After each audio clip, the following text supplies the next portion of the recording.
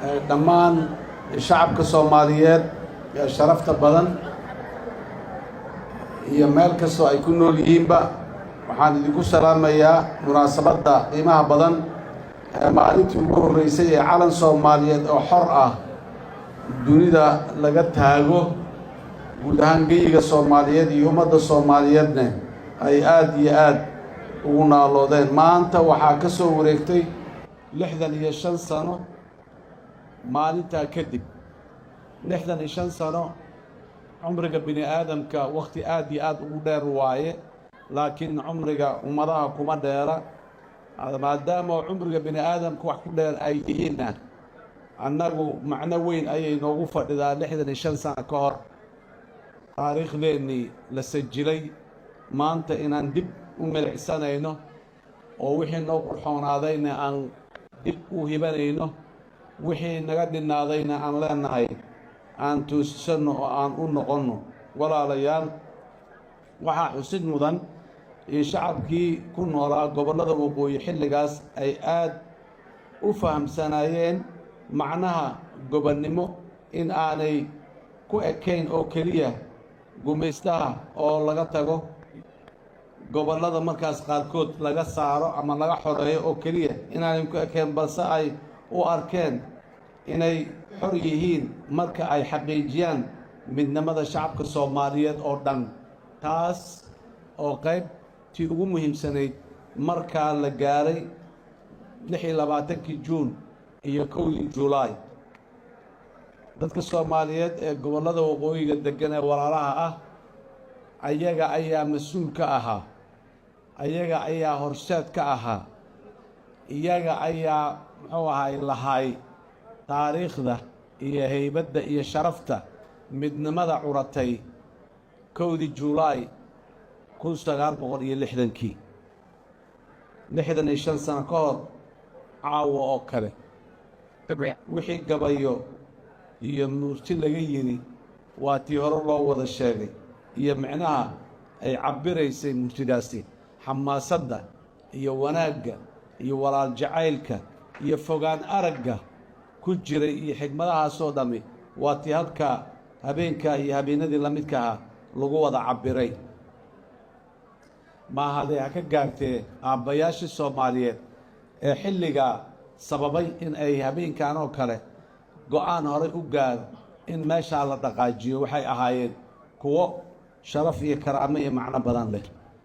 hase yeeshee maanta meesha aan taaganna iyo maalinta sida haddaataba uu ra-iisul wasaaraha uga dhawaajiyey odayaashii aabbayaasheennaas waxaan leeyahay iyo jiilashii ka dambeeyey ay dhaleen Soomaaliyeed intaba maalintaas ayay ayaguna saxsanaayeen, Soomaalina saxsanayd. kadib ayay wax naga qaldameen. ma qaldame waa ilaahay. hadday wax naga qaldameen intaan fahamno wixii naga qaldamay aan dib u saxanno ayaa waajib nagu ah. wax kasta waxaa nooga muhiimsan inaan dib u hananno wixii naga lumay. wixii naga lumay waa naqaanaa. shalay markaan mid ahayn haybadda iyo sharafta iyo karaamada aan wada lahayn waan garanaynaa. maanta markaan kala qaybsannayna sida aan hoos ugu dhacnay waan garanaynaa. dib ayaan ku soo hinqannay, waan soconnaa. waxaan noo dhiman oo keliya in aan wixii awoowayaasheen iyo aabbayaasheen ay garteen ee ay noo abuureen geedka wuu xoogaa agmaasay in aan dib u waraabinno oo aan dib u noolayno oo aan dib meeshii uu mudnaay aan dib aan ugu taagno. walaalaha Soomaaliyeed, waxaan intaa ku darayaa inaan weli aaminsannahay in xurnimadeenna iyo gobonnimadeenna aysan kaamil noqonayn inta aynu kala maqannahay. sidaa darteed waxaan geed dheer iyo mid gaaban ku fuulayaa anigoo ah madaxweynaha jamhuuriyadda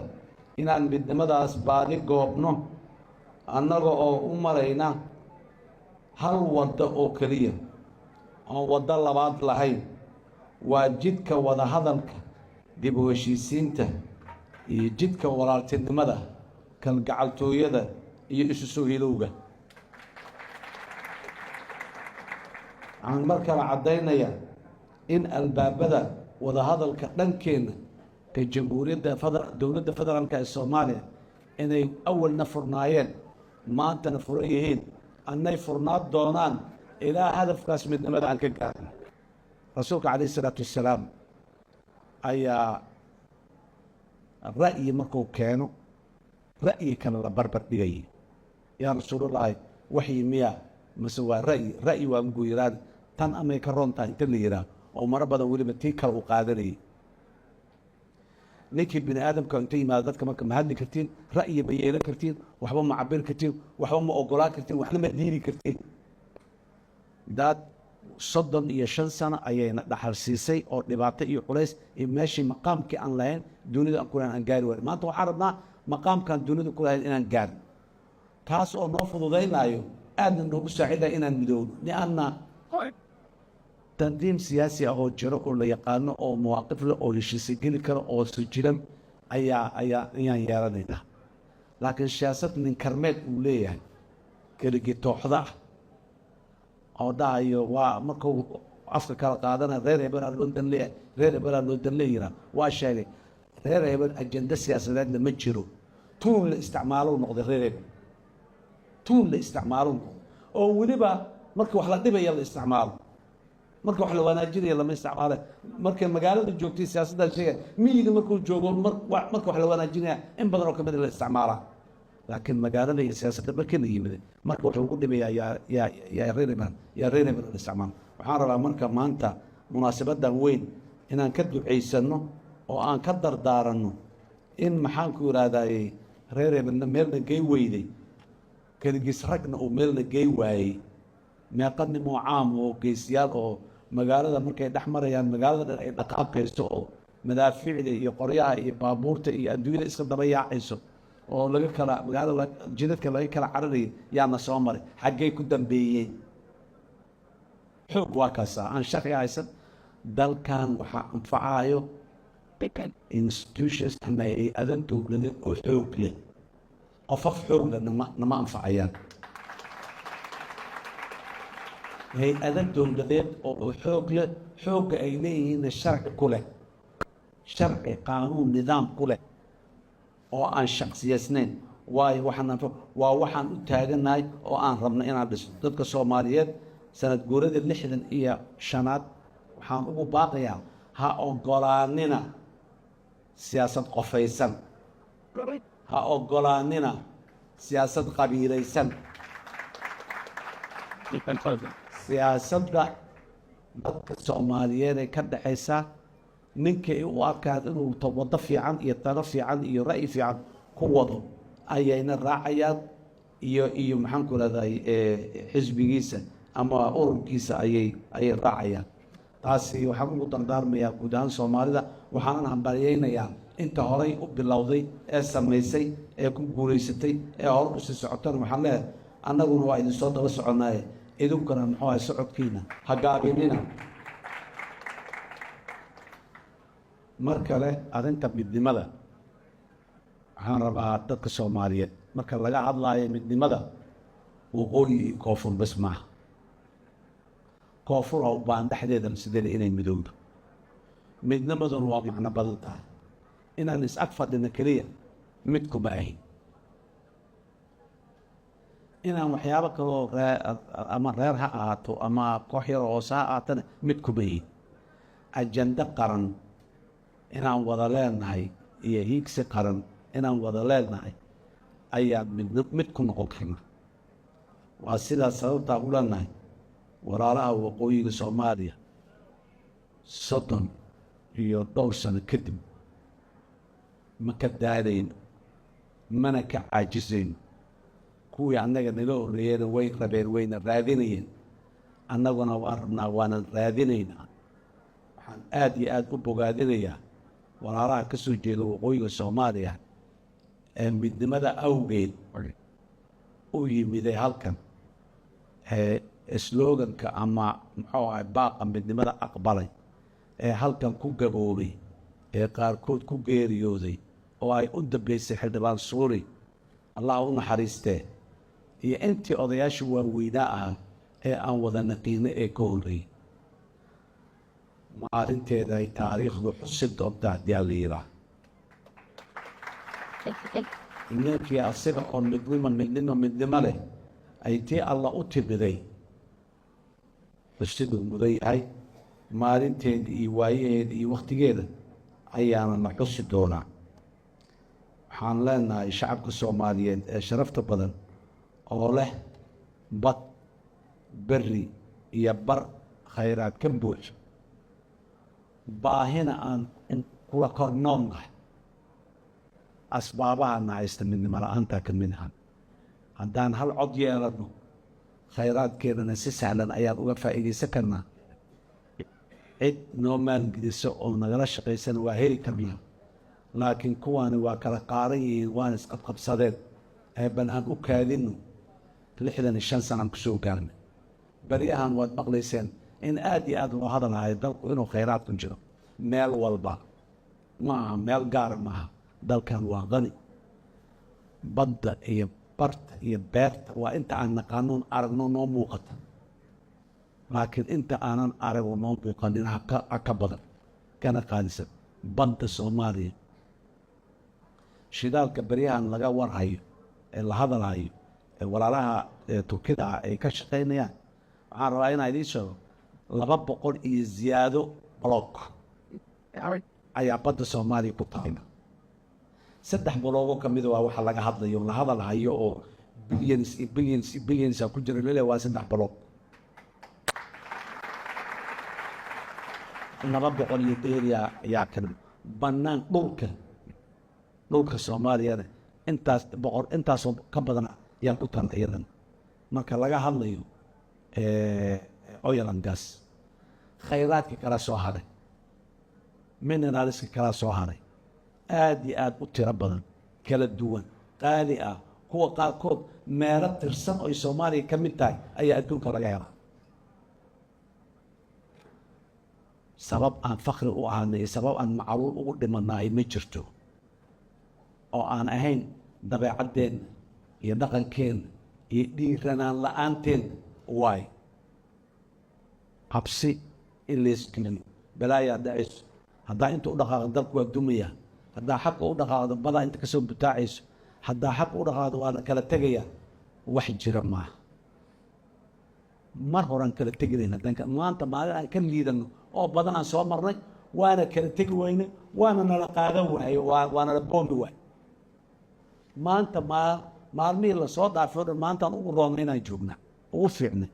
dowladaan leenahay caalamku aqbalay si sharci oo qaanuuni ah xuquuqdeeda inta ku raasata ku soo dhacsanaysa maanta maalin oo waana la kala qaybsanaa iyo waana la kala qaadanaa iyo dibaa loo noqonayaa iyo dalkaa burburaya iyo waa la kala tegayaa iyo war soomaaliya yaa ladinku cabsi gelina nin aan hor u socotiin diida waayo oo meesha aad joogtiin rabo lana kala tegi maayo lana burburi maayo sabab loo kala tegay sabab loo burburana ma taabno horaa lagu soconayaa baryahan waxaan dowladda federaalka ka shaqaynaysay goglo nabadeed wada tashi isla tashi yaan ka shaqaynay meel fiican ayay marayaan niyad samaan badanaa ka muuqata dowladduna way samaysay dadkii Soomaaliyeed ee mas'uuliyiinta iyo madaxda ahayd ee kala duwanaa ee goglaha ka soo qayb galayna waxay muujiyeen niyad samaan badanaa ka muuqatay dhiirigelin badan annagana inoo siisay goglahaasi way socon doonaan ma la soo xiri doonaa